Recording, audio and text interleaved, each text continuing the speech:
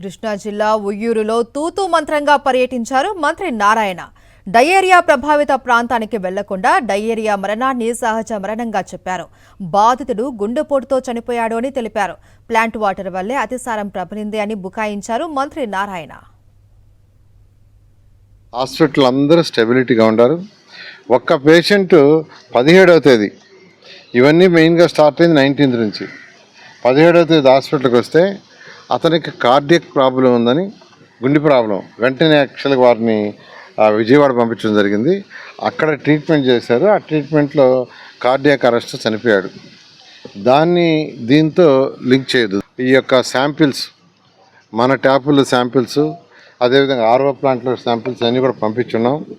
ప్రస్తుతం వచ్చిన రిజల్ట్స్ ప్రకారం అయితే దాంట్లో బ్యాక్టీరియా లేదని వచ్చింది. మరిన్ని అప్డేట్స్ కోసం ఛానల్ను సబ్స్క్రైబ్ చేయండి. నోటిఫికేషన్స్ కోసం బెల్ ఐకాన్ పై క్లిక్ చేయండి.